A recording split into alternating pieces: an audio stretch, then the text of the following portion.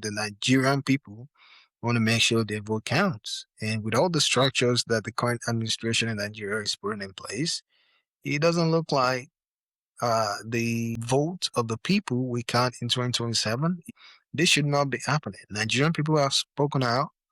They have said, this is what we believe we need to move the country forward. This is what we believe we need to make sure that the votes of the people continue to count. But it looks like the Senate have a different idea. They have a different agenda. If we don't get it right in 2027, you better forget about Nigeria because it's never going to change. I'm sorry to say, it's never going to change. It's going to continue to go down the drain if we continue to do the same thing over and over again and expect a different result.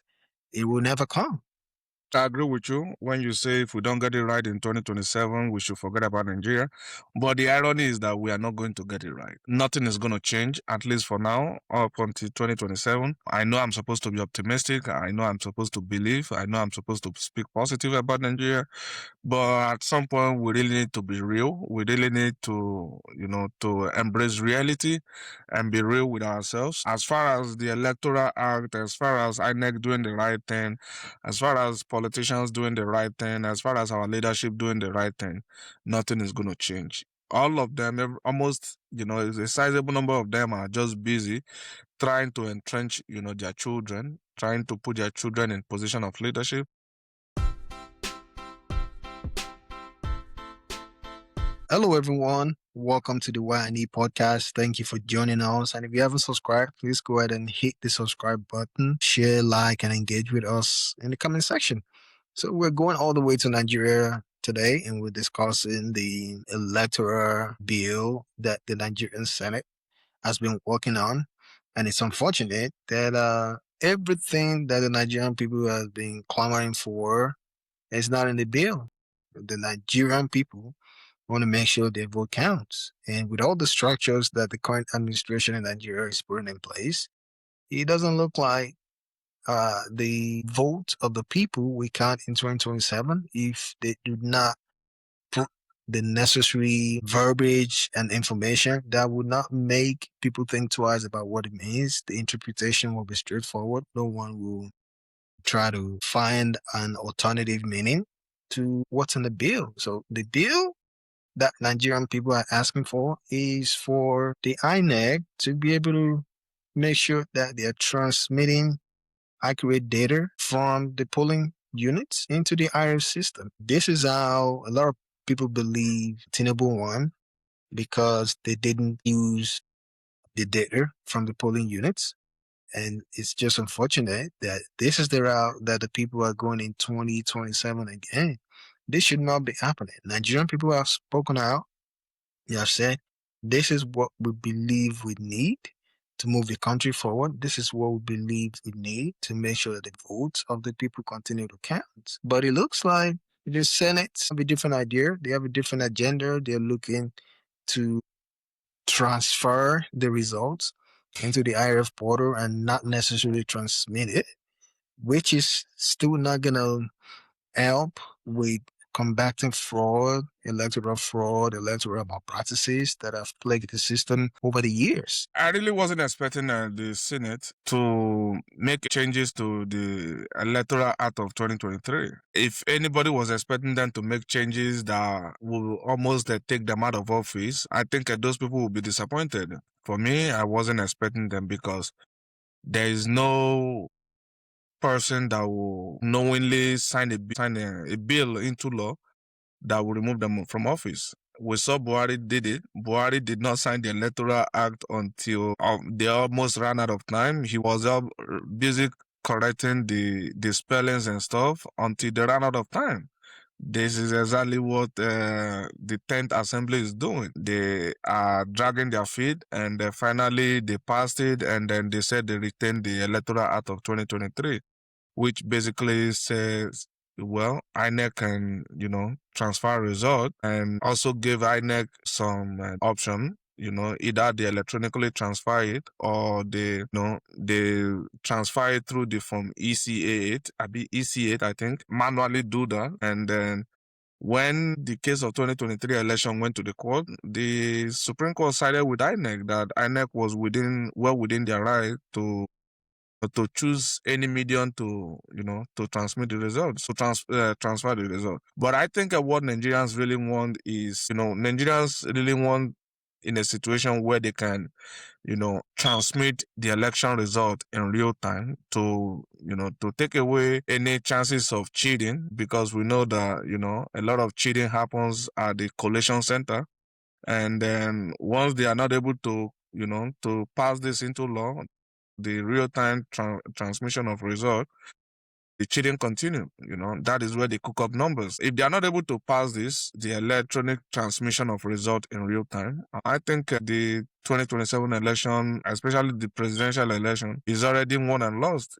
I don't really see Tinubu, assenting to it. Even with this transfer, I don't even see him assenting to the bill to pass it into law. It's almost difficult to get presidents to do that because they are participating. The only time they try to do that is when they are, on their on their second term, and they are not coming back for vote. That is when they try to do all the electoral reforms. But so long they are going to be, participant in that election, it's almost impossible to get them to do it. Yes, I definitely agree with your sentiment, but it shouldn't be like that.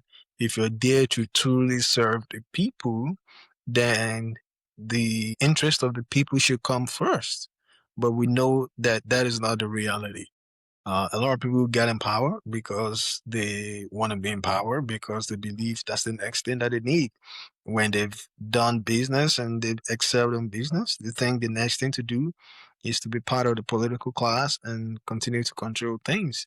And the political class are not going to take it laying down. They're not going to agree to this, and we can see this political class, they've started putting their children in place. We see Obasanjo's daughter running for governor of Ogun State. We've seen the president's son, Seyi Tinubu, is probably going to be the next governor of Lagos State. We've seen situation where the minister of the FCT is already traveling around with his children, is already putting them in place to probably take over from him and continue to mentor him. But it's unfortunate that if you're born poor, you're disadvantaged in Nigeria.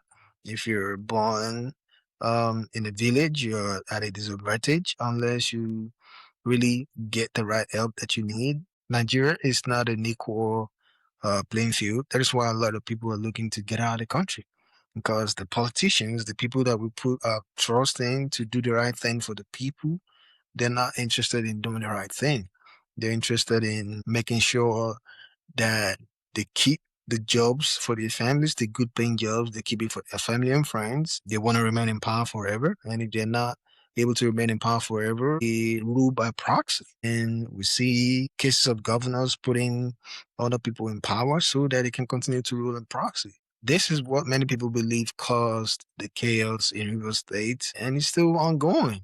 It's still ongoing. It's just unfortunate that the people are not interested in speaking up and fighting for what is right because no one outside the country will come and fight for that.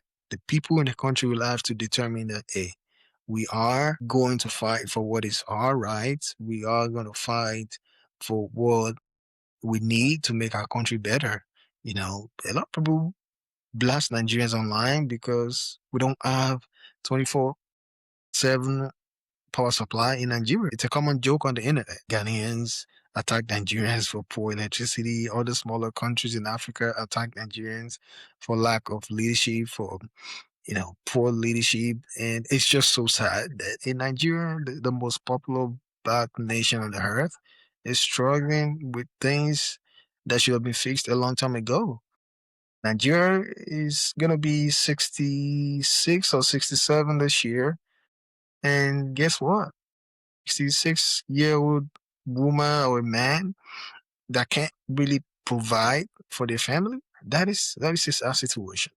And hopefully the people continue to rise up and stand up and make their voices heard because this is the last hope for Nigerian to be put back on the right track. If we don't get it right in 2027, you better forget about Nigeria because it's never going to change. I'm sorry to say, it's never going to change. It's going to continue to go down the drain if we continue to do the same thing over and over again and expect a different result, it will never come.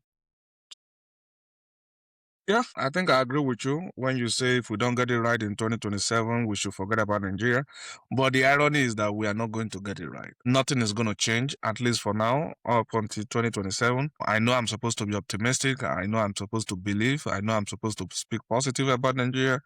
But at some point, we really need to be real. We really need to, to embrace reality and be real with ourselves. As far as the Electoral Act, as far as INEC doing the right thing, as far as politicians doing the right thing, as far as our leadership doing the right thing, nothing is going to change. All of them, a sizable number of them are just busy trying to entrench, their children, trying to put their children in position of leadership. In fact, it has started happening. El-Rufai's son is there in the National Assembly. Ibori's daughter, the globally known criminal, the daughter is in the National Assembly. My former governor, the Delta State former governor Okowa, the daughter is in the State Assembly. Wike is pushing his son to go to National Assembly. A whole host of them. So nothing is going to change. And then we Nigerians, we are too docile. We don't really take initiative. Although I don't really blame us sometimes because the political class have intentionally made the electoral process so expensive that for you to get into the arena, you even need one of these bad people to sponsor you. You cannot really wake up one day and say you want to go run for councillor, you want to go run for to be a local government chairman. You simply do not have the funds. To be a local government chairman, the form is 30 million naira. An average Nigerian youth that is less than 30 years old, if you are not, putting your hands in dirty business, or you are not a fraudster, or if you are earning a legitimate, living, you might not be able to afford that 30 million. And that's just the form. What about money for mobilization? What about money to run the campaign? You don't have it. For you to get into the politics, you still need these bad people to sponsor you. And if they sponsor you, just like what is happening in River State, if they sponsor your election, they will control you. They will be ruling by proxy. So it's unfortunate. I just want us to be real that nothing is going to change. I know we are supposed to be optimistic, but nothing is going to change. No matter how we say it, no matter what we do, all of these people, they are not going to do anything. Look at Akpabio.